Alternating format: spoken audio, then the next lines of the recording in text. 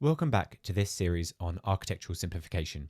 Today we'll be looking at handling data for edge computation use. In this example, this will mean getting data to multiple locations for low latency reads. As with all the other examples in this series, the code will run locally on the user's machine with minimal dependencies. But what we're simulating here is a user in the EU writing to a primary database node which exists in the EU, and this is a Postgres database. And then by way of asynchronous replication, the data will be replicated to both the US and Japan for consumption by users in both the US and Japan. Because these are read-only replicas, the users in Japan and the US will have to write their data to the EU, then wait for it to be asynchronously replicated back to their local regions for reading. Our after scenario comprises 3 regions of CockroachDB, and this has the added benefit that every node in CockroachDB is the same. So when users in the US or Japan are load balanced to their local region, they'll be able to make writes and reads against it. As with the other examples, I'll be running this in Docker Compose. The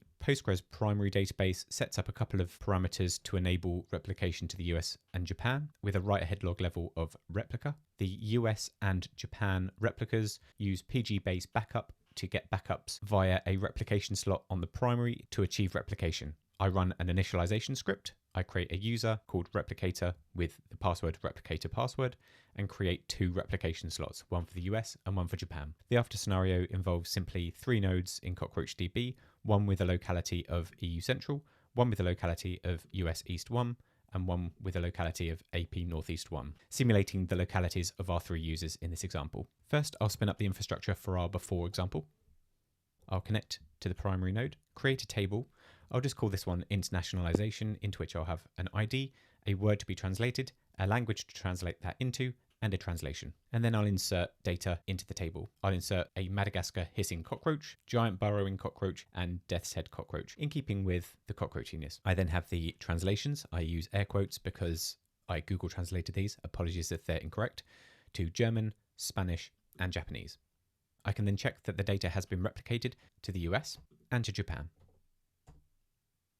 As mentioned earlier, a user in the US and Japan will still have to write to the EU before it's asynchronously replicated back to them. This data is eventually consistent for users in the US and Japan, which isn't great for user experience, and it's certainly not great for regulatory compliance. Their data might not be able to leave their local regions, so we've breached regulatory compliance by writing to the EU in this scenario. It's also an all or nothing replication strategy.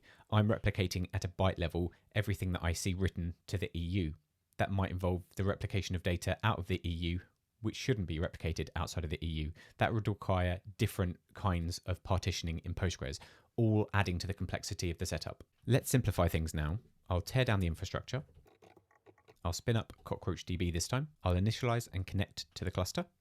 And because I'm using enterprise features, I'll enable enterprise functionality using a small script that I have locally. I'll create my table again. This time it will be against a database called store, whose primary region is EU Central 1, with other regions including US East 1 and AP Northeast 1. I'll create the table into which there'll be, as before, an ID, a word to translate, a language to translate it into, and the resulting translation. And the locality of the table this time is global, meaning I want this data to be available for low latency reads wherever the user happens to be.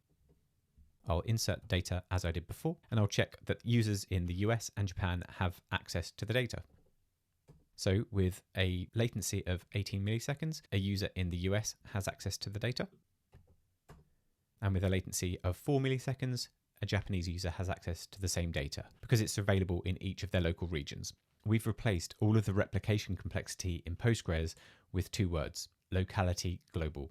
CockroachDB's global tables topology pattern that I used in today's example offers globally consistent reads with low latency to all users of a database table. As mentioned at the start, using CockroachDB also allows users in the US and Japan to write to their local regions as well.